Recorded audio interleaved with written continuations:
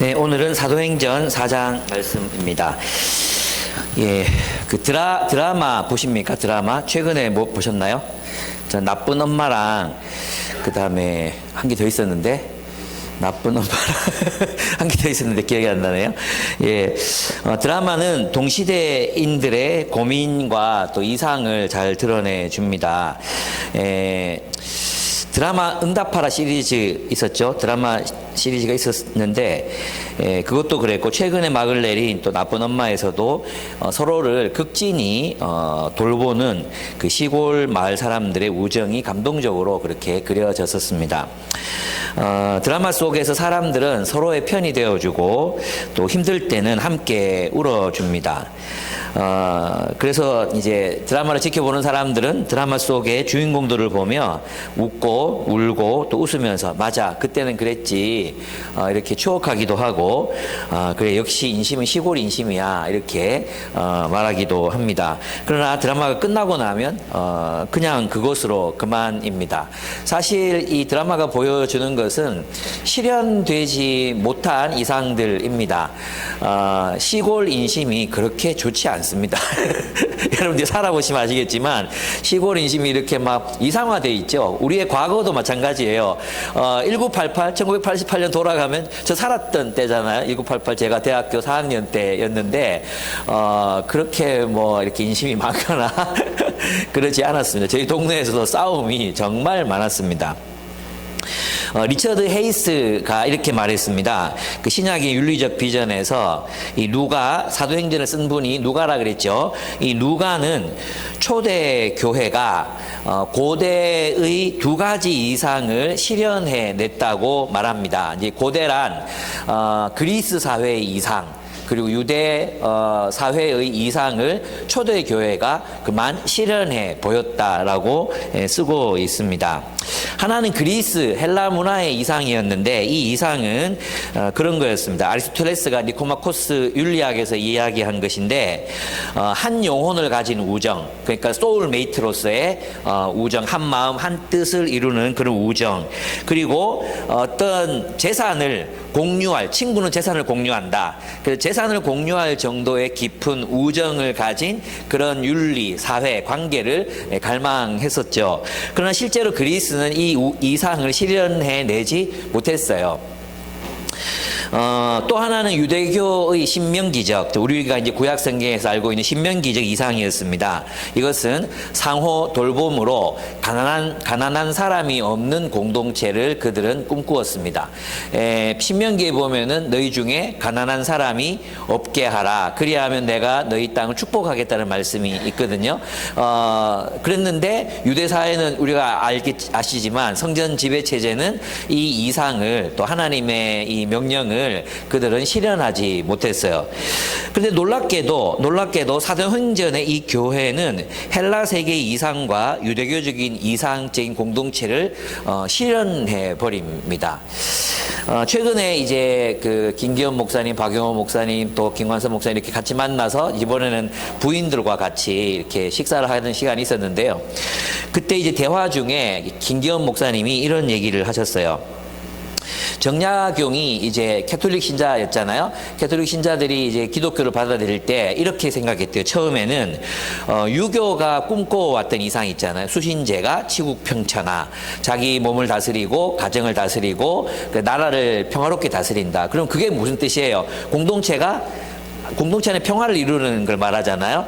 근데 유교가 이제 막 발전하고 이렇게 했지만 실제로 유교는 가정을 지켰기보다도 파괴된 가정을 탄생시켰거든요. 그죠? 철장 가부장적인 제도 아래에서 여성들은 핍박을 당해야 했고 억압을 당해야 했죠. 그러니까 인간 이하의 존재로 이렇게 삶을 살아야 했고 아들들이라고 해도 가문의 어떤 희생양이 되는 경우들이 굉장히 많았습니다. 않았습니다. 그래서 유교 말기에 이 정약용이나 주로 실학을 주장했던 이 사람들은 그 유교의 한계를 명쾌하게 본 거죠. 근데 그것이 바로 예수의 사랑으로 보완될 수 있다 이렇게 생각했대요. 처음에는 보완될 수 있다. 그래서 기독교를 받아들인 이유가 유교적 이상을 실현하기 위해서 기독교를 받아들여서 보완했다 이렇게 생각했었어요. 근데 이제 말기에 갈수록 생각이 바뀌었대요. 어떻게 바뀌었냐 하면 기독교는 복음은 오히려 유교의 이상을 완성시킨다 이렇게 바뀌었대요. 처음에는 보완한다. 보완하는 것으로 기독교를 그냥 일부 차용하려고 했단 말이에요. 근데 나중에는 기독교라야 이 이상을 실현할 수 있구나라고 바뀌었다는 거예요. 이게 뭐냐 하면 오늘 그 유교도 마찬가지였지만 오늘날 우리 시대의 대부분의 사람들도 꿈꾸는 건 그런 공동체적인 삶이거든요. 서로 상호 돌봄이 있고 서로 사랑하고 어려울 때 도와주고 내 편 돼서 막 싸워주고 그죠? 이 사람들 막 내 편 돼서 같이 싸워주고 그리고 정말 모든 사람들이 힘들 때 막 함께 힘을 내 가지고 막 도와주고 이런 공동체를 꿈꾸잖아요, 다들. 그래서 대부분의 영화를 보면 뭐 슬기로운 의사생활인가 이런 걸 봐도 그들의 우정, 정말 모든 고통과 아픔, 슬픔과 기쁨을 함께하는 그런 우정이 그려지고 그런 단단한 공동체들을 이제 소망한다는 것을 알 수 있어요. 그러나 현대인들이 그걸 소망하지만 그런 행복한 삶을 꿈꾸지만 실제로 그들이 추구하는 건 뭐죠? 그냥 각자 도생이거든요. 돈 많이 벌어야 돼. 그 자본주의 세계에서는 그들이 원하는 꿈을 이룰 수 없는 거죠. 그러니까 자본주의가 말하는 그 이념, 자본주의가 말하는 이상, 돈 많이 벌어서 모두가 행복한 세상, 모두가 부자가 되는 세상, 그런 세상은 오지 않았고 올 수 없다. 그죠? 그러면 오늘날 복음을 가진 교회가 우리가 그러면 이 땅에서 어떻게 복음이 될 수 있느냐 했을 때 우리의 삶 속에서 뭐가 나타나야 된다는 거예요. 그들의 이상이 실현되는 방식으로. 그죠?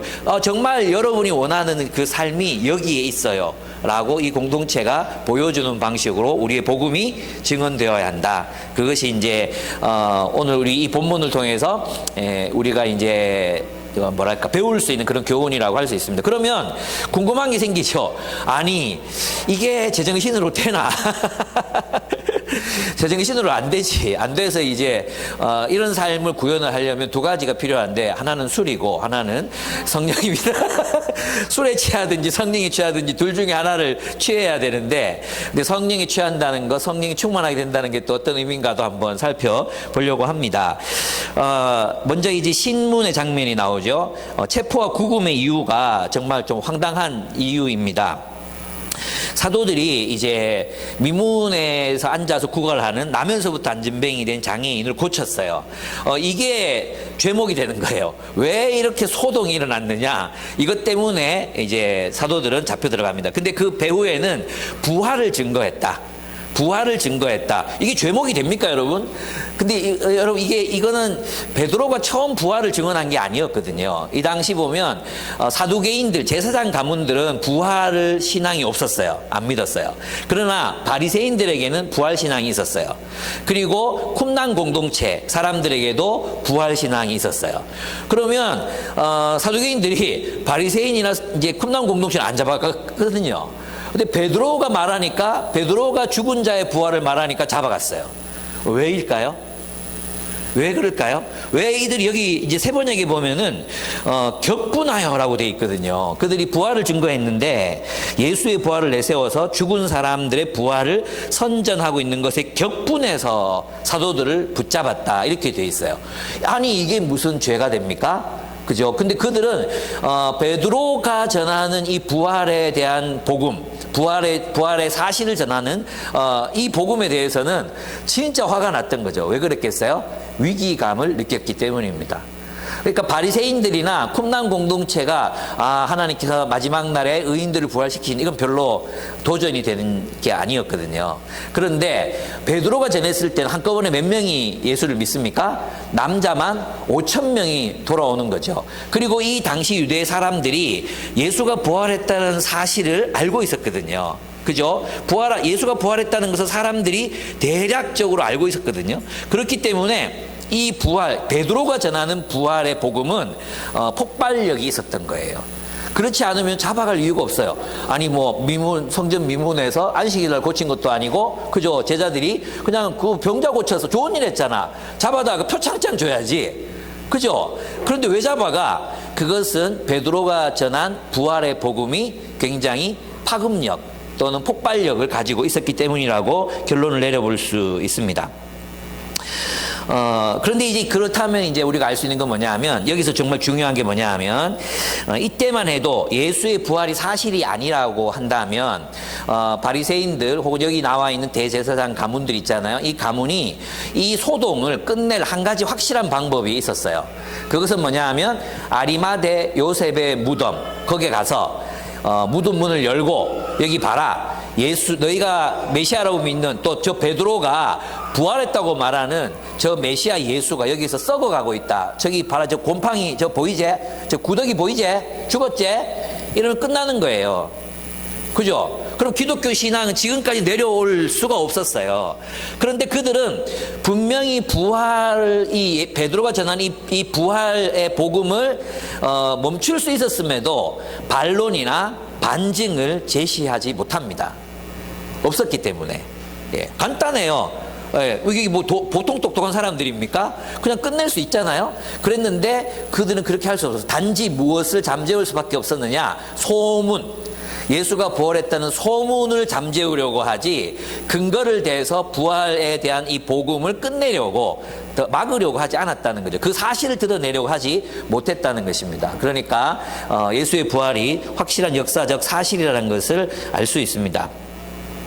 2절에서 3절을 보면 그들은 사도들이 백성을 가르치는 것과 예수의 부활을 내세워서 죽은 사람들의 부활을 선전하고 있는 것에 격분해서 사도들을 붙잡았으나 날이 이미 저물었으므로 다음 날까지 가두어 두었다라고 말합니다. 이제 신문의 내용을 한번 살펴보겠습니다. 그러면 여기에 이 신문에 참석한 사람들이 누구냐? 유대 지도자들, 장로들, 대제사장들, 율법학자들, 그리고 당대 이 제사장들의 가문이라고 이제 표현하고 있습니다. 대표적인 인물들의 구체적인 이름도 제시되어 있습니다. 적시되어 있습니다. 대제사장 안나스, 가야바, 요한, 알렉산더, 그리고 그들의 가문에 속한 이들이 모두 참석하였다고 기록되어 있어요. 이것은 누가가 왜 이렇게 표현했을까요? 이 이야기는 지금 일어나고 있는 일, 사도행전에서 일어나고 있는 이 일은 초대교회가 상상력으로 지어낸 이야기가 아니라는 것입니다. 이 부활의 이야기를 그들의 역사의 한 자락에 위치시켜서 실제로 일어나는 역사, 그리고 이 역사는 하나님의 일을 이루기 위한 역사로 기록하기 위한 의도, 하나님의 역사가 진공 상태에서 상상력 속에서 초대 교인들의 내면 세계 속에서 이루어지는 일이 아니라 실제로 역사 속에서 가야바가 지배하는 그 시대의 부활의 역사, 하나님 나라의 역사가 등장했고 실현되어 가고 있다는 것을 말해주고 있는 것입니다. 증언하고 있는 것이죠. 네. 신문의 내용은 그것입니다. 사도들의 권위에 대한 것이었습니다. 7절을 보시면 그대들은 대체 무슨 권세와 누구의 이름으로 이런 일을 하였소? 라고 질문합니다. 그리고 이 질문에 대한 대답에서 베드로의 이달 증거했던 설교의 특징들이 나타납니다. 첫째는 베드로는 성령이 충만해서 말합니다. 그리고 이 베드로가 하는 말을 들어보면 굉장히 똑똑해졌다는 것을 느낄 수 있습니다. 이 베드로가 그 베드로가 맞는가? 이런 생각이 들 정도로 지금 이 베드로는 굉장히 많이 똑똑해져 있습니다.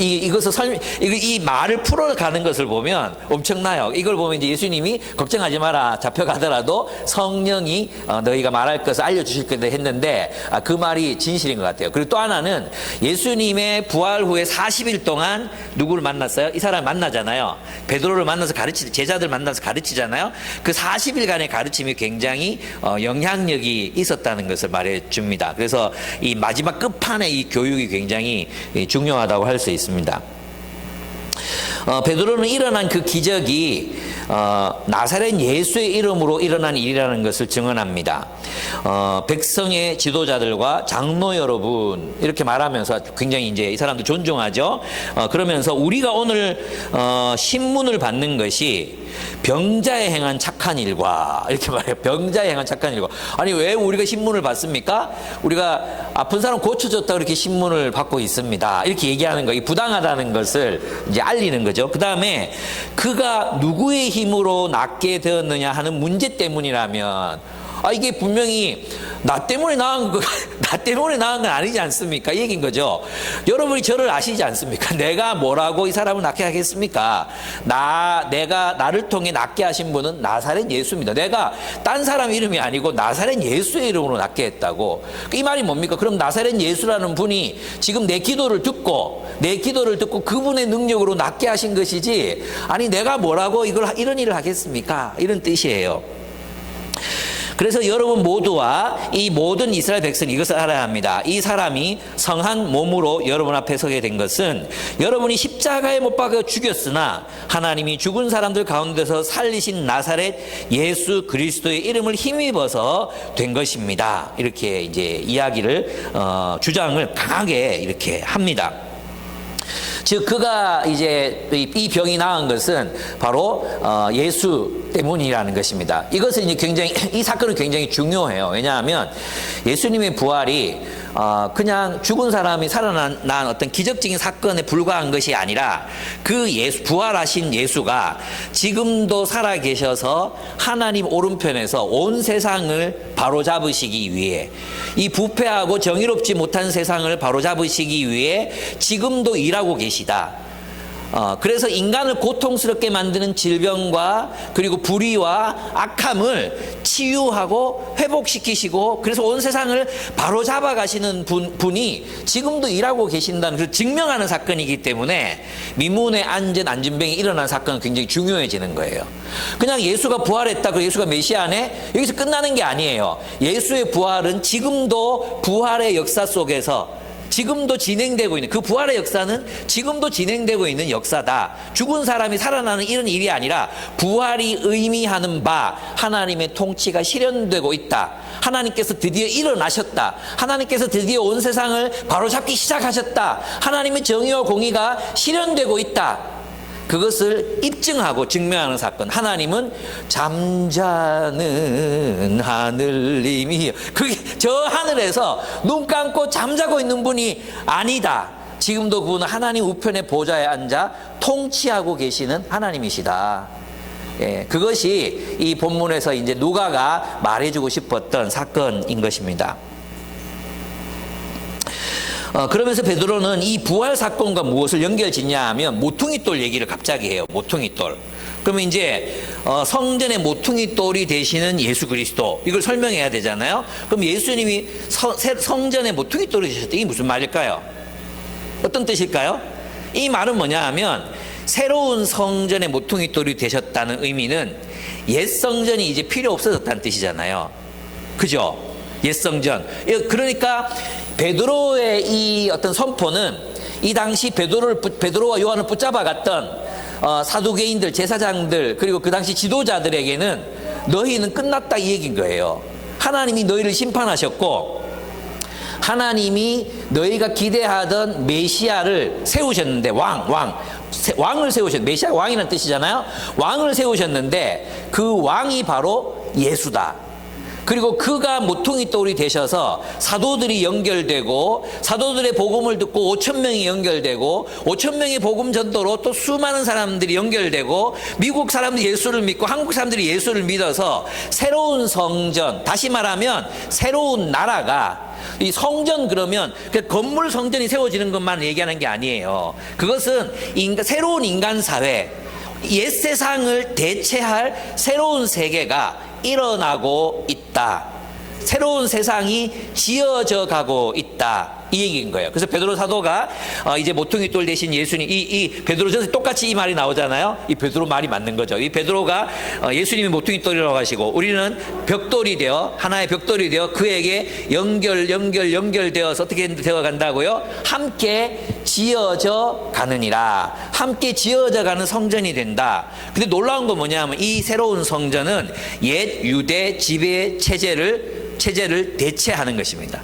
옛 실패할 수밖에 없었던 옛 성전 지배체제를 이제 심판하시고 예수님께서 새로운 지배체제를 세우시는 거죠. 이 나라는 완전히 다른 나라가 되는 거죠. 그래서 요한계시록에 가잖아요. 요한계시록에 가면 새 예루살렘 성전이 하늘에서 내려와요. 그죠? 근데 요한이 이 성전의 크기를 재거든요. 이 크기를 재는데 이 크기가 그 당시 로마가 지배하던 모든 제국의 땅을 합한 면적과 같아요.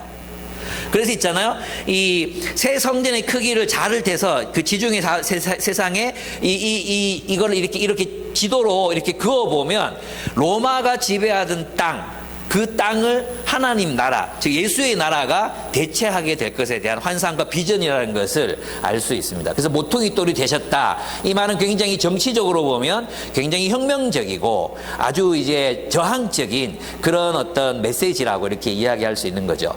그런 의미에서 보면 그리스도인들이 누구냐가 여기에 대한 답이 나오는 거예요. 그리스도인은 누구입니까? 새로운 세계를 건설하는 사람들이라는 거예요.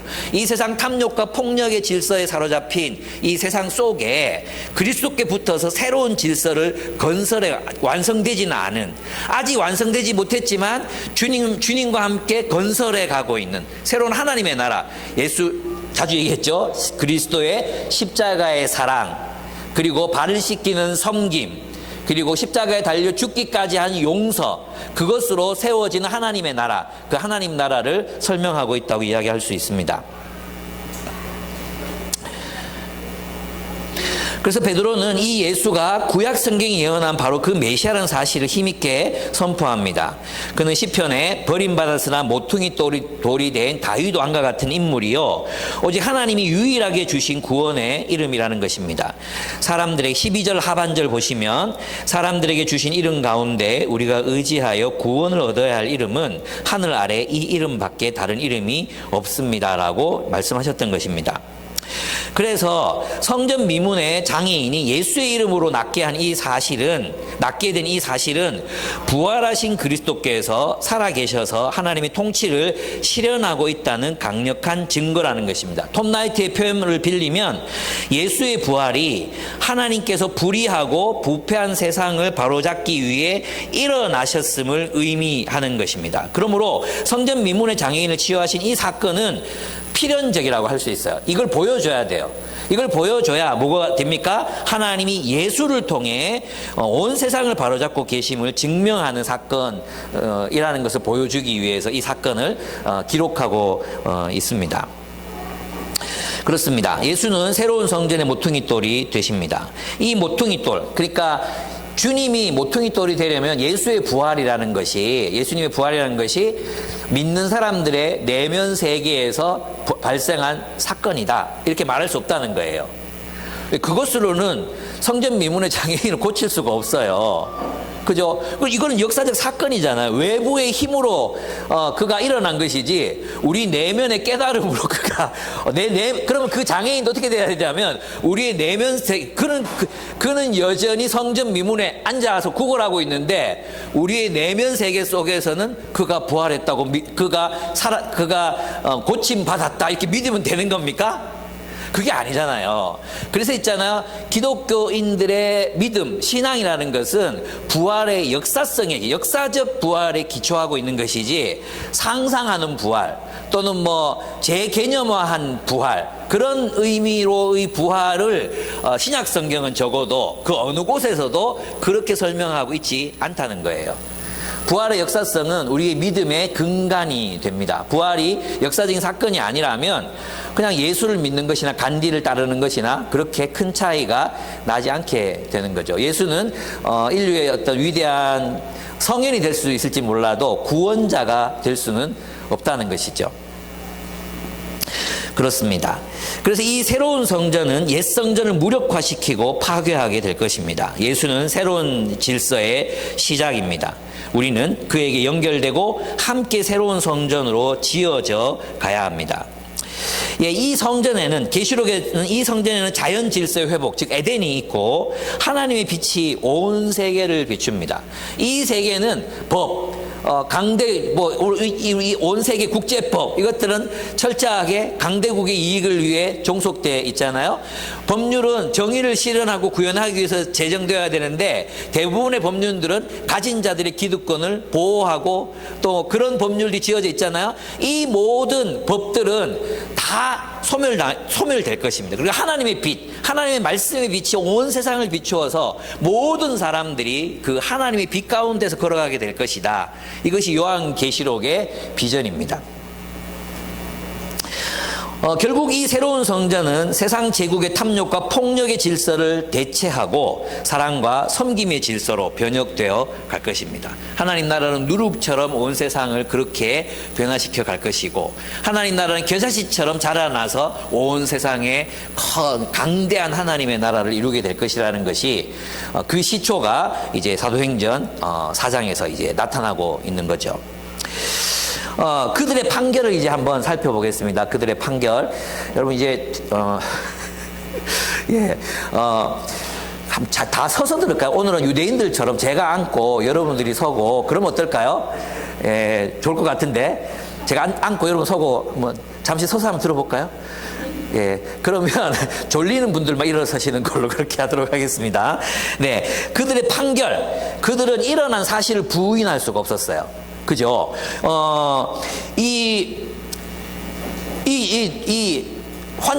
누구죠? 나면서 안진뱅이들 이 사람이 나와서 그들 앞에 서 있잖아요. 걷다가 뛰다가 찬양하다가 막 온 소동이 일어났잖아요. 이것을 부인할 수가 없었어요. 즉 그들도 인정해요. 이 사람이 나왔다. 우리가 이걸 안 나왔다고 말할 수가 없잖아요. 이 사람 원래부터 사실 걸었다 이렇게도 말할 수가 없어. 다 아는 사실이거든요. 근데 그것을 온 성내 사람들이 다 안다 그랬어요. 예루살렘이 알면 온 유대가 다 아는 거죠. 그 모든 백성들이 다 알고 있는 사실이 벌어졌기 때문에 이 사실을 가지고 사도들이 거짓말하거나 사기를 쳤거나 또는 뭐 속이거나 할 수 없다는 걸 아는 거예요.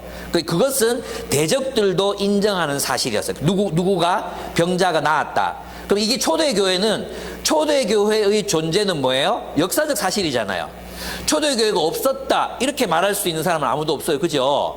초대교회가 존재했던 게 역사적 사실인데 그럼 초대교회가 믿고 있는 게 뭐예요? 그들이 눈으로 보고 확인한 이런 역사적 예수의 기적, 예수의 부활, 예수가 일으켰던 표징들, 사도들이 일으킨 표적들, 또 이렇게 아픈 사람이 나은 이 사건을 부인할 수 없었기 때문에 이때 한꺼번에 5,000명의 남자, 그러면 여기 여성들, 어린이들을 포함하면 적어도 2만 명 정도 되는 사람들이 예수를 믿은 거예요. 예수를 따른 거예요. 그러면 사두개인들이 큰일 났다 싶지 않게 방금 욕 나올 뻔했거든요. 큰일 났다. 정말 큰일 났구나. 그들의 기득권이 정말로 위협을 받는 상황이 된 거예요. 진짜 이제 예수가 부활했다. 예수가 메시아다. 예수가 모퉁이 돌이다. 예수를 통해 새로운 성전의 건설이 시작된다. 옛집의 질서는 파괴될 것이다. 심판을 받을 것이다. 이 메시지가 예수가 부활했다는 메시지와 함께 계속 확산돼 간다면 유대의 지도자들 거기에서 두려움을 느낄 수밖에 없는 거죠. 그래서 부활의 메시지는 그 당대에 굉장히 폭발력이 있는 그런 메시지, 혁명의 메시지, 저항의 메시지였다는 것을 알 수 있습니다. 그리스도인들이 부활을 믿는다는 것은 바로 그것입니다. 이 부패한 세계는 하나님의 심판을 받을 것이다. 그래서 우리는 하나님 안에서 살아야 한다. 예, 하나님께서 온 세상을 새롭게 만드실 것이다. 이 믿음이 우리에게 필요한 거죠.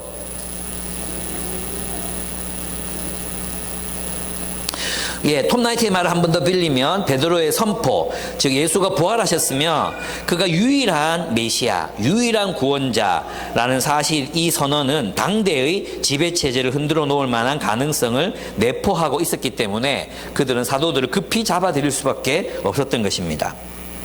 근데 이제 베드로가 말합니다. 베드로와 요한은 이제 너 말하지 마. 너 부활을 선포하지 마. 부활을 가르치지 마. 예수가 부활했다고 전하지 마. 그죠? 새로운 질서가 온다고 가르치지 마. 이 말이거든요. 그랬을 때 이제 베드로의 반응이 무엇이었습니까? 베드로와 요한은 그들의 명령을 거부합니다.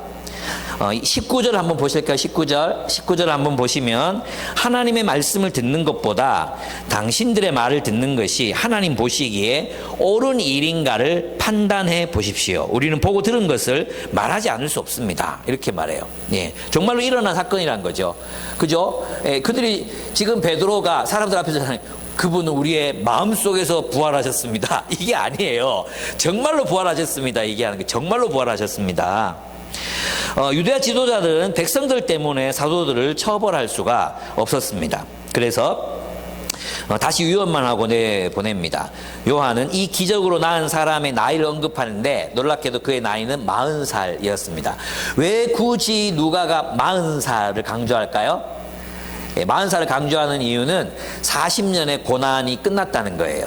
이 40년은 고난, 4라는 숫자는 고난을 말하거든요. 40년 광야 생활, 400년 포로 생활, 아시죠? 그래서 40년이라는 이 포로 생활이 끝났다. 이 뭐예요? 새로운 시대가 온다. 그래서 이 미문에서 나면서부터 안전뱅이 된 절망할 수밖에 없는, 소망을 가질 수 없는, 희망을 가질 수 없는 유대 사회, 혹은 온 세상의 고난, 그 고난이 끝이 났고 드디어 희년, 드디어 하나님이 해방하시는 날이 도래한다.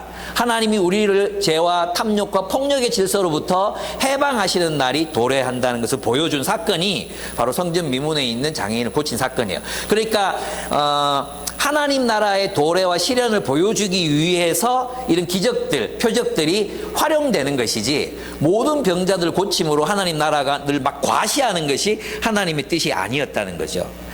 그렇습니다. 그렇다면 우리가 이 본문에서 우리가 알아야 되는 것도 적용해야 되는 게 있습니다. 그게 뭡니까? 오늘날 우리는 예수가 부활했다는 사실을 말할 수 없게 만드는 세상에서 살고 있습니다. 무엇이 그렇게 합니까? 근대주의적 세계관입니다. 근대주의적 세계관 어떤 것입니까? 오로지 이성으로 파악될 수 있는 것만 진리라고 말하는 세계관입니다. 과학적으로 증명되는 것만을 진리라고 믿는 세계관입니다. 이게 근대주의적 세계관입니다. 그러면 이들은 이렇게 생각하는 거죠. 기독교 신앙과 다른 점이 뭐냐 하면 근대주의는 이것은 과학적으로 일어날 수 없는 일이야. 이것은 자연 세계에서 절대 일어날 수 없는 일이야. 초자연이란, 기적이란 불가능해. 그래서 예수의 부활은 일어날 수 없었어. 그리고 성전 미문에 앉은 안진뱅이도 일어날 수 없어. 그러면 다르게 해석을 해야 되잖아요. 예수의 부활은 뭐라고요? 예수의 부활은 우리의 내면, 성도들의 내면에서 부활한 거야. 이렇게 해석해 버리는 거죠. 그런데 기독교 신앙은 뭐냐 하면 이런 자연 세계 속에서 일어날 수 없는 일이야. 근데 일어났어. 그렇다면 이건 누가 한 걸까? 하나님이 하신 거야. 예. 나면서 안전뱅이는 아무도 일으킬 수 없어. 그런데 예수의 이름으로 그가 나았어. 그러면 누가 다스리고 계신 거야? 예수가 다스리고 계신 거야. 그래서 앞부분에서 이제 이렇게 얘기하는 거예요. 이 기도가, 이 성도들의 기도를 보면 천지의 주제시며 천지를 창조하시고 다스리시는 하나님이 이 사람을 낫게 하셨다는 거예요. 무슨 말인지 아시겠죠? 우리가 믿는 하나님은 천지를 창조하신 하나님, 즉 초자연적인 하나님, 그 초자연 속에서 자연을 창조하신 하나님, 그 하나님을 우리가 신뢰하는 거죠. 그렇기 때문에 우리가 과학주의, 그래서 톰 나이트는 이제 근대주의적인 세계관을 세계관이 부활을 말하지 못하게 한다, 이렇게 얘기했어요. 그리고 우리도 그런 압력을 받잖아요. 우리가 믿는 예수님은 구원자뿐만 아니라 온 세상을 회복시키시고 모든 인류의 유일한 구원자이시며 모든 사람들의 삶을 의미 있게 만들어주시는 유일한 그리스도이시거든요. 왕이시거든요. 근데 우리는 이 고백을 우리의 공적인 삶 속에서 고백하지 못해요. 하면 안 되는 걸로 돼 있어요. 그죠? 우리는 예수가 그리스도이십니다. 그리스도가 구원자이십니다. 이분은 그냥 나의 심리적인 안정을 위해서 내가 믿는 분이 아닙니다. 그냥 종교 생활을 위해서 내가 선택한 어떤 많은 신들 중에 한 분이 아닙니다. 이분은 우리 모두의 문제를 해결하실 수 있는 분이십니다. 그리고 이분은 하나님 나라를 이 땅에 세워가고 계십니다. 이것을 공적으로 선포할 수 있는 것이, 선포하는 것, 베드로는 그렇게 했잖아요. 그게 우리의 신앙이에요. 그래서 나는 이런 생각이 들어요. 오늘날 공공신학 이런 많이 들어보셨죠? 공공신학을 말하면서 그리스도의 사회적 책임, 사회 참여를 말하거든요. 협력, 그리고 세상과의 협력 이런 걸 많이 말해요. 물론 좋다고 생각해요. 공적인 신앙이 되기 이전에 우리에게 공적 고백이 있는가? 정말 우리는 예수의 부활을 신뢰하기 때문에 부활을 증언하고 또 예수가 부활했다고 믿기 때문에 그 부활이 의미하는 바 그리스도만이, 예수만이 이 세계를 새롭게 하실 수 있는 분이라고 우리는 믿고 거기서 선포할 수 있는가? 우리는 정말 공적 신앙 고백을 가졌는가? 저는 그 부분에서 먼저 좀 체크가 돼야 된다. 대부분의 그리스도인들이 공적 신앙 고백이 없어요. 그냥 이제 우리의 사적인 신앙의 영역 속에 신앙 고백이 들어와 있는 거죠. 예, 말하지 않거든요. 많은 사람들이 자꾸만 어떤 사람들은 아마 모든 학교에서 막 뭐 기도 수업 시작하기 전에 기도하게 만들어야 된다 뭐 이런 걸 복음화라고 생각하시는 분들이 많거든요. 아이고 예수 다 믿는 사람들한테 기도시켜서 뭐해요? 다 자기 욕심 위해서 기도하겠지. 그죠? 그런 것이 아니라 신앙 고백이 공적인가? 내가 그리스도 예수를 정말 그리스도로 믿기 때문에 내 삶의 현장에서 그 그리스도로 인한 삶의 증언, 말의 증언, 그죠? 내가 살아가는 삶의 근거 이유들, 나는 왜 이렇게 사는가? 나는 왜 이렇게 사는가에 대한 답을 나는 그리스도 때문이다. 나는 그리스도가 하나님이 보내신 메시아라고 믿는다. 이걸 이제 그들이 알아듣게 잘 설명해요. 여러분 앞에서는 이걸 이제 막 종교적으로 들리게 말할 수밖에 없지만 잘 설명해야 되겠죠. 예. 그것도 나중에 어떻게 증언할 것인가. 그것들도 이제 사도행전 하면서 여러분들하고 같이 또 얘기를 나눠봤으면 좋겠습니다. 그래서 여러분의 신앙이 내가 예수 믿는다. 이 신앙의 고백을 가로막고 있는 그게 뭐가 있습니까? 예, 여러분의 세계관, 여러분의 또 윤리적이지 못한 삶, 돈 꼭 안 갚았습니까? 빨리 갚으세요. 예, 그런 거. 여러분 혹시 마약합니까? 그런 거 끊으세요. 그리고 직장 동료들하고 술 먹으러 가고 막 못 볼 거, 안 볼 거 다 보여줬습니까? 그런 거 이제 끊으셔야 돼요. 여러분이 살아가는 삶의 이유를 말할 수 있어야 돼요.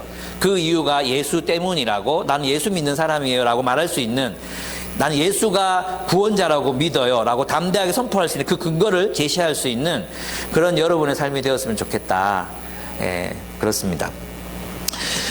이제 이 이야기를 베드로와 요한이 이제 풀려나는 길로 동료들에게 가서 대제사장들과 장로들이 한 말을 낱낱이 일렀습니다. 그러자 그들은 모두 모여서 기도합니다. 이 멋진 모습이죠. 어떡하죠? 베드로와 요한이 끌려가서 내가 병자 고쳐주고 얼마나 좋은 일 했어요. 얼마나 좋은 일. 병자 고쳐주고 예수의 부활을 전했는데 세상이 날 잡아가더라. 좀 있으면 이제 팬다. 이제 좀 있으면 고문당하고 예수님 말씀하신 것처럼 우리 죽을지도 몰라. 이런 이제 이거 얘기를 했겠죠. 그러면 이제 모여 있는 사람들이 큰일 났다. 어떡하지? 어디로 숨어갈까요? 어디 갈까요? 나는 우리도 우리 어디로 갈까? 이제 당분간 복음을 어떻게 되냐? 이런 거 얘기할 것 같거든요. 그들이 모여서 뭐 했습니까? 기도합니다. 기도하는 거예요, 기도. 기도해야 돼요. 위기가 닥치면 기도해야 돼요. 위기가 닥치면 기도해야 돼요. 근데 우리는 뭐부터 합니까? 생각부터 하죠. 위기가 닥치면, 핍박이 닥치면, 예수 섬기다가 어려움이 닥치잖아요. 그러면 염려. 생각만 해요. 기도하지 않아요. 하나님 뜻을 묻지 않아요. 하나님의 뜻을 물으면 응답받고 그렇게 살면 되잖아요. 내 마음이 불편하든 어떤 내 감정이 어떻든 그 말씀대로 살면 되잖아요. 근데 우리는 막 생각해요. 이런 일이 어떻게 하지? 어떻게 피하지? 어떻게 극복하지? 이렇게 생각한다고요. 우리 초대교회를 닮읍시다. 같이 기도해야 됩니다. 기도. 위기가 닥쳤을 땐 기도하는 겁니다. 그리고 그들이 기도할 때 그들이 하나님이 누구신지를 깨닫습니다. 천지의 주제시며, 우리가 믿는 하나님은 우리 그냥 기독교인들 안에만 존재하시는 분이 아니라 천지를 창조하신 분이시다. 천지를 온 우주를 창조하시고 지금도 유지시키고 계시는 분이 우리가 믿는 하나님이에요. 예, 그 하나님 앞에 기도하는 겁니다. 첫째로 그들은 자신들이 당하는 고난, 즉 예수가 죽으신 그 죽으심이 하나님이 보내신 왕을 대적하고 죽인 저들의 박해조차도 하나님의 권능과 뜻으로 예언되어 있었던 것의 성취라는 거예요. 28절 주님의 권능과 뜻으로 미리 정하여 두신 일들을 모두 행하였습니다. 이렇게 말합니다. 즉 하나님이 정하여 두신 일들은 예수의 죽음과 고난이었습니다. 그들은 예수의 죽음을 하나님의 뜻을 이루기 위한 죽음이었다고 고백합니다.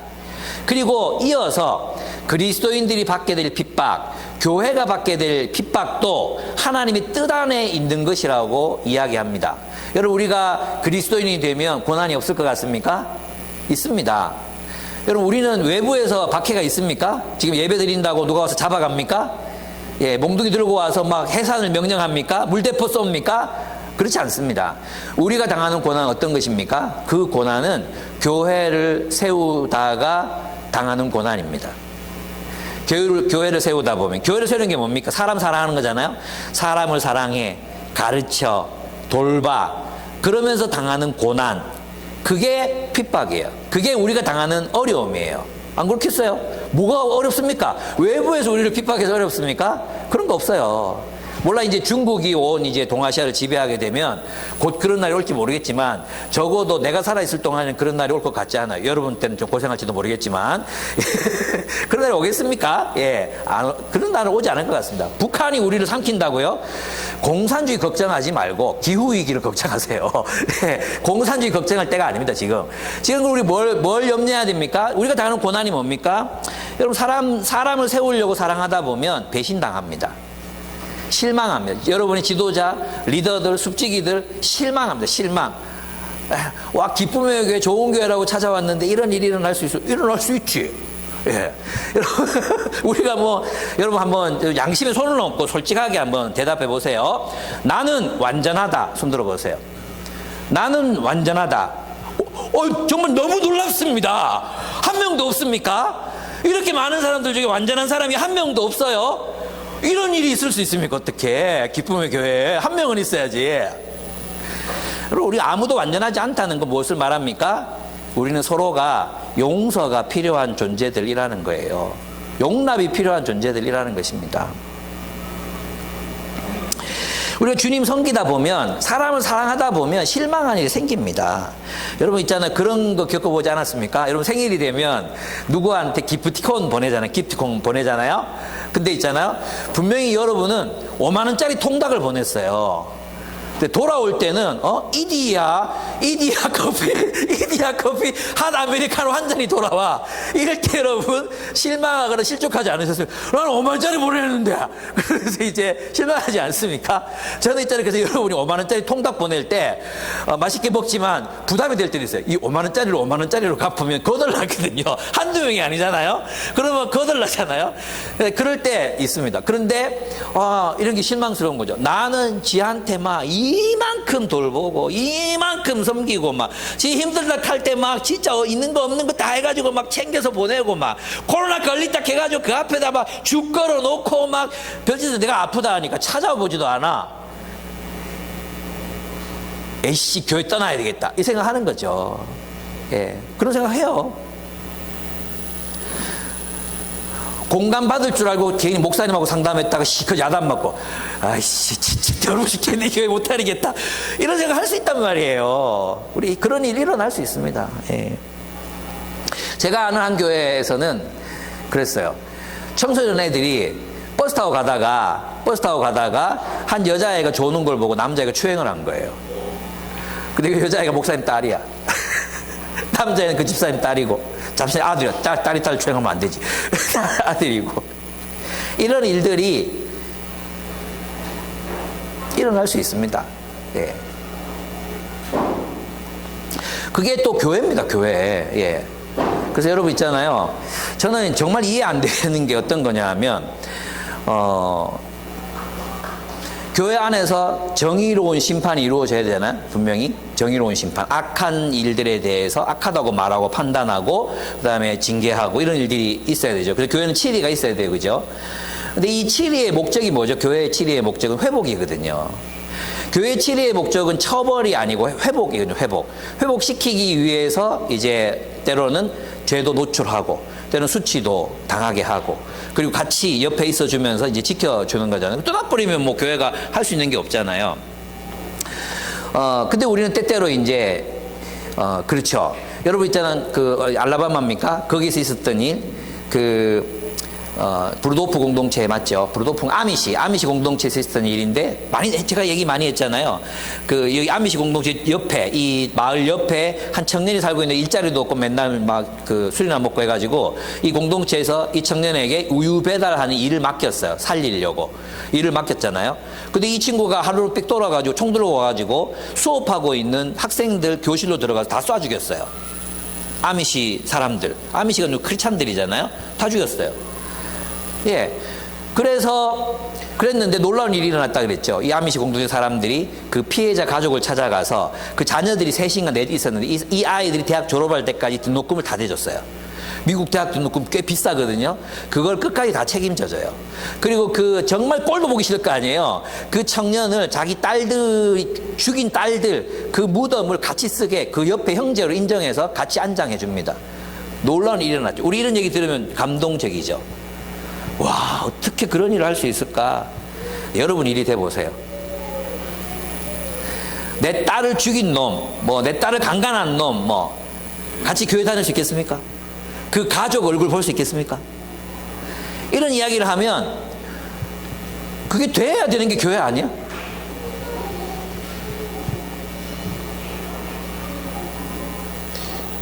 여러분 어떻게 생각합니까? 근데 우리는 이런 일이 일어나면 내가 있잖아요. 사역하면서 제일 상처받았던 말이 그거예요. 우리 교회가 한때 막 되게 시끄러웠을 때가 있었거든요.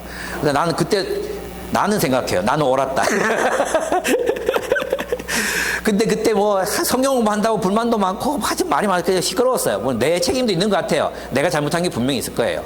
근데 이제 막 시끄러웠거든요. 그래서 내가 얘기했어요. 이렇게 시끄러우면 좀 나서서 이게 좀 평화를 만들어내고 그래야 되는 거 아니냐 이렇게 얘기했는데, 하루는 개척 때부터 함께 했던 한 친구가 만나재요. 나 장소 다 기억하거든요. 커피 명가 옛날에 보면 이렇게 칸막이에서 저 안쪽에 들어가 있는 거기 있죠. 제가 거기 앉아 있었거든요. 거기 딱 앉아 있는데 얘가 입고 온 옷도 다 기억나요. 지금 15년 정도 됐거든요. 15년 정도 지났는데 정장하고 왔어요. 까만 뿔테 안경 쓰고 왔어요.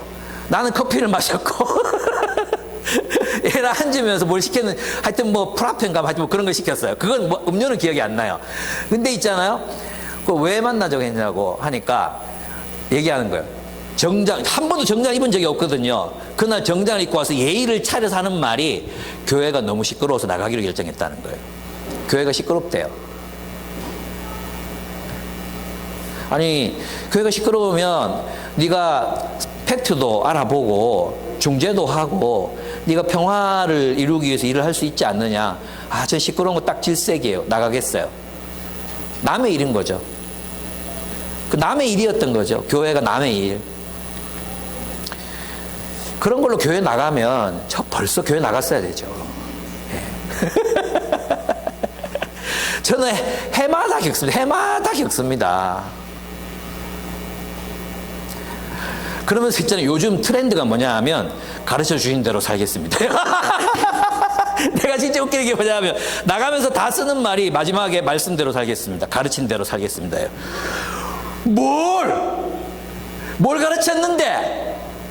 힘들고 어려울 때 옆에 있어주고 사랑하고 견디고 회복을 위해서 일하고, 그게 말씀대로 사는 거 아니에요? 더러운 발 씻겨줘라. 백날 말하면 뭐예요? 십자가를 지기까지 사랑해라 그랬는데 너 십자가 지기까지 사랑해 본 적 있습니까? 뭘 어떻게 사랑했다고. 참 나는 그래 오죽하면 나갔겠나 이 생각하죠. 오죽하면 얼마나 힘들어서 나갔겠나 이렇게 생각은 해요. 남아있는 사람들은 뭔데? 우리는 철갑 인형이가 우리는 양철 인간이가 이런 생각도 하는 거죠. 내가 잘못했나? 이런 말을 하고 싶은데 혹시 이거 예배 이거 보고 있을까 또 겁나네. 그렇습니다.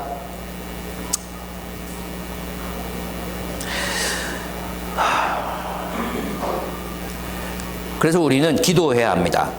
그들이 기도한 내용을 들어보십시오. 29절. 주님, 이제 그들의 위협을 내려다보시고, 개혁성경에 아까 준호 형제가 개혁성경 읽었잖아요. 하감하시고 이렇게 돼 있어요. 나는 하감이 뭐냐 하면 그들의 위협을 좀 줄여달라는 뜻인 줄 알았어요. 감소시켜달라 그건 줄 알았어요. 그 전혀 아니었어. 내려다보시고 감독하셔서 이런 뜻이잖아요. 내려다보시고, 그들의 위협을 내려다보시고, 저들의 위협을 보시고. 그랬으면 그 다음 나오는 게 뭐가 돼야 되겠어요? 그 다음 나오는 게, 저 위협을 제거해 주십시오. 저 위협을 좀 멀리 가게 해주십시오. 저 위협으로부터 우리를 지켜주십시오. 이런 기도를 해야 될 것 같잖아요. 근데 그 다음 기도가 뭐냐 하면 29절, 주님의 종들이 참으로 담대하게 주님의 말씀을 말할 수 있게 해주십시오 예요. 그러니까 고난을 감소시켜 달라는 기도가 아니라 그 고난 속에서도 사명을 다하게 해달라는 기도죠. 그래서 만약에 우리 외부적인 고난이 없다면 내부적인 어떤 고난들이 생겼을 때, 어려움이 생겼을 때 우리가 드려야 되는 기도는 이런 거예요. 하나님, 우리가 실망했습니다. 하나님, 우리가 사랑하다가 낙심했습니다. 하나님, 우리가 이렇게 주님 뜻대로 좋은 교회를 세우려고 하다가 그만 실패했습니다. 그러므로 주님, 우리에게 이길 힘을 주소서. 이 사명을 우리가 하나님 나라가 되기를 포기하지 않게 해 주소서. 이것이 우리의 기도가 돼야 되잖아요. 여러분, 기도하면 이 어려움을 이겨낼 수 있습니다. 기도하면 이 위기를 극복할 수 있습니다. 그러나 기도하지 않고 생각하잖아요. 기도하지 않고 하나님을 의지하지 않고 우리 이성적인 판단을 내리잖아요. 그럼 교회는 다 깨질 수밖에 없어요. 기도하셔야 돼요. 저는 있잖아요, 이제 제 아내 이야기 일부 예배 때 했는데, 제 아내에게 제가 잘못한 게 많아요. 예, 정말 잘못한 게 많거든요. 저는 이혼 당해도 싼 남자예요. 아마 대부분 남자가 다 그래요. 다 이혼 당해도 싼데 나만 그런 건 아닌데, 어쨌든 그런 사람이에요. 근데 저는 이제 아내가, 내가 정말 아내의 마음에 대못을 박는 일을 하고 막 그랬을 때에도 어떻게 견뎌냈을까 생각해 보면 기도했기 때문이에요. 예. 아내는 기도하는 사람이거든요. 정말 본성대로 하면 진짜 뭐 끝까지 갔겠죠. 끝까지. 아내는 기도하는 사람이거든요. 그래서 제가 아침에 그런 얘기 했어요. 아내가 저 뒷자리에 앉아가지고 저거 다 거짓말이에요 이렇게 안 할 수 있는 이유는 아내가 기도하는 사람이기 때문이에요. 기도할 때 이겨낼 수 있어요. 인간적인 힘으로 못 이겨요. 예. 그러니까 있잖아요, 유대 사람, 유교인들, 조선 사람들, 그 유교적 가치를 가지고 국가를 어떻게든 그 관계 중심적인 국가, 정말 있잖아요, 부무유신 뭐 이런 나라 세워보려고 했지만 그들의 가정부터가 그렇게 안 됐잖아요. 그리스의 이상 실현되지 않았어요. 노예들이 득식을 거리고 뭐 그 이상 실현되지 않았어요. 그러나 오직 어떤 공동체만이, 부활의 능력을 믿는 성령의 공동체, 예수가 부활하셨던 사실을 믿고 성령으로 충만한 공동체, 기도하는 공동체, 그 공동체만이 이 문제들을 극복할 수 있었습니다. 만약 여러분이 여러분의 문제라고 생각하면 기도할 것입니다. 그러나 남의 어떻게 이럴 수, 이건 남 문제죠. 남 문제. 그렇습니다. 그래서 여러분, 우리가 해야 될 기도는 주님 용서하게 해주십시오. 사랑하게 해주십시오. 대안을 찾게 해주십시오. 길을 발견하게 해주십시오. 이것이 우리의 기도가 되어야 합니다. 셋째, 그렇게 살아갈 수 있는 능력을 부여해달라고 기도해야 됩니다. 사도들이 치유와 표징을 구한 것은 하나님의 나라를 증언하기 위해 필수적인 능력이었습니다. 우리도 이 능력을 구해야 합니다. 용서의 능력을 주십시오. 내가 낙담하지 않게 해주십시오. 냉담해지지 않게 해주십시오. 사람 사랑하다가 마음을 다치면 마음 닫고 싶어요. 더 사랑 안 하고 싶어요. 목회자, 제 목회 인생 30년이 넘었거든요. 이런 상처를 한두 번 받아봤겠어요? 정말 내 속을 열어보이면 진짜 막 오만 상처들이 있어요. 예. 근데 있잖아요, 저는 또 결단하는 거죠. 주님, 내가 지지 않겠습니다. 내가 저 따위 사탄에게, 악에게 지지 않겠습니다. 내가 사랑하기를 멈추지 않겠습니다. 상처받아도 여전히 소망함으로 사랑하며 살겠습니다. 또 누군가가 그렇다 할지라도, 내게 그렇게 한다 할지라도 나는 여전히 사랑하겠습니다. 이것이 우리의 결단이 되어야 되는 거예요. 그럴 때 우리는 예수를 비로소 닮아갈 수 있습니다. 우리의 본성대로 뭐 어떻게 네가 나한테 뭐 이렇게 그렇게 되면 우리는 주님 나라 이룰 수 없습니다. 네, 능력을 구합시다. 이 아픈 거 그냥 다 때려치고 그냥 예배만 드리는 교회 갈게요. 그게 아니에요. 여러분, 우리가 공동체가 되기로 결단하고 살아가고 있잖아요. 그게 무슨 말이겠어요? 우리는 조금 더 깊이 서로를 알게 돼요. 예배만 드리잖아요. 몰라요. 옆에 놈이 무슨 짓 하고 다니는지 몰라요. 큰 교회 가서 뭐 엔터테인먼트 같은 예배 드리잖아요. 그죠? 그리고 막 경건한 모습으로 찬양하면 진짜 신앙 좋은 것 같죠? 근데 다 소금으로 마주 앉아가지고, 지금 우리는 이제 더 이상 위선도 못 들어. 우리 너무 잘 알잖아, 서로. 그죠? 서로를 너무 잘 알아요. 예, 너무 잘 알아. 아직도 모르는 사람들도 있지만. 혹시 집에 막 냉장고에 술 갖다 놓고 밤마다 홀짝 끓는 사람들이 있으면 손 들어보세요. 예. 앞으로 여러분 소그룹마다 가가지고 그거 다 버리고 깨고 해야 됩니다. 마셔버리지 말고. 마셔버리면 안 되고. 이 숨은 사생활 우리 잘 모르지만 어쨌든 우리가 깊이 서로를 알게 되면 더 많이 알게 됩니다. 더 많이 알게 된다는 게 무슨 뜻이겠어요? 더 많이 실망하게 됩니다. 여러분들이 저를 알잖아요. 알면 알수록. 지금 여러분이 저를 모르기 때문에 김유보 목사님 이러지. 저 알아보세요. 아마 저 때문에 저를 보고 교회 나온 사람 아무도 없을 거야, 아마.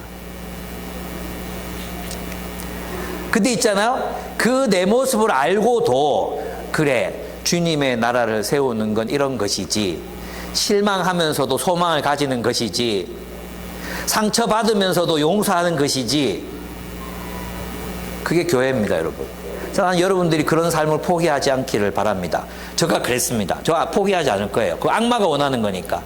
악마는 내 마음을 단단하게 그리고 강하게, 아무도 사랑하지 마라. 그래, 이 목회하면서 받은 게 뭐냐? 네가 돈을 벌었냐? 뭐 성도들이 차를 바꿔주더나 집을 사주더나 그런 싸가지 없는 성도들 사랑하지 마라.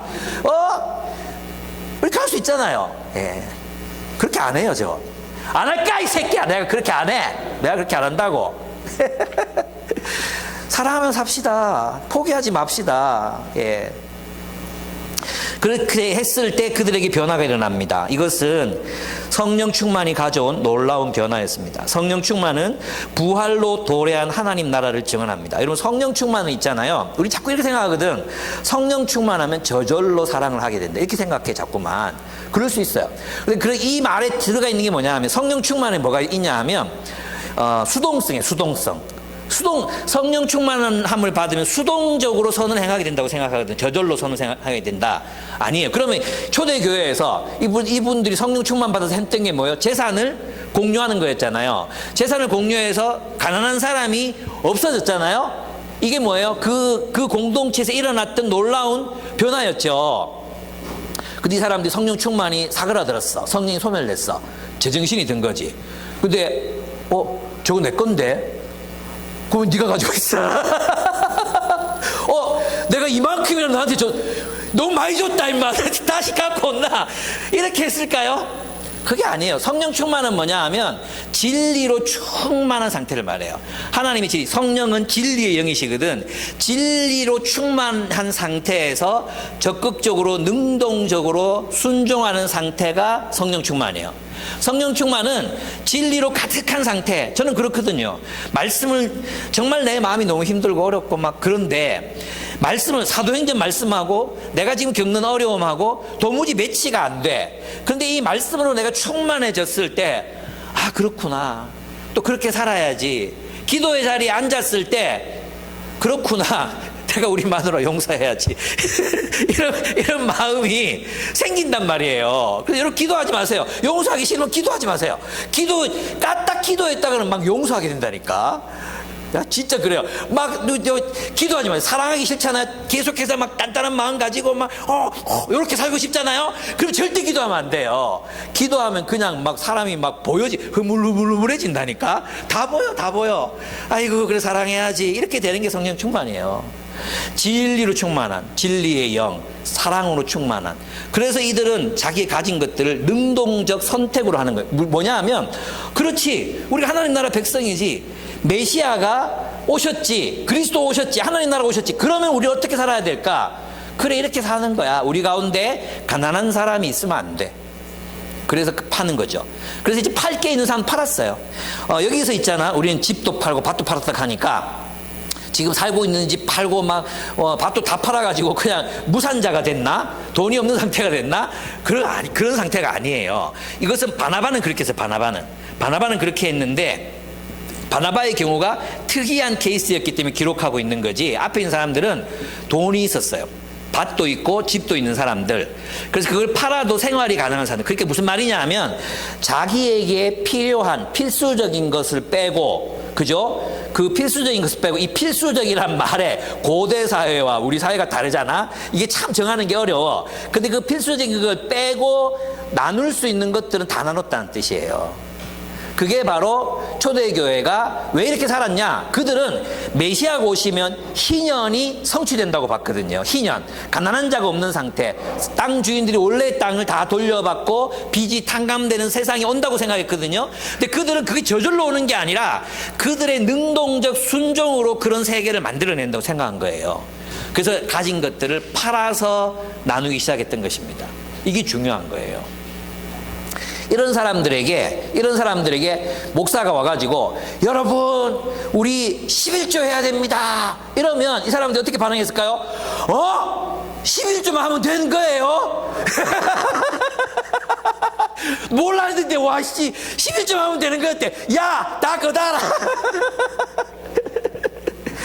그래서 11조 논의가 부적당한 거예요. 오늘날 우리 시대에 11조를 해야 되냐 말아야 되냐, 이게 부적당한 거예요. 왜? 가난한 이 11조가 아니라 전 재산을 같이 공유하는 사람들에게 11조만 하면 되는데 이건 복음이지.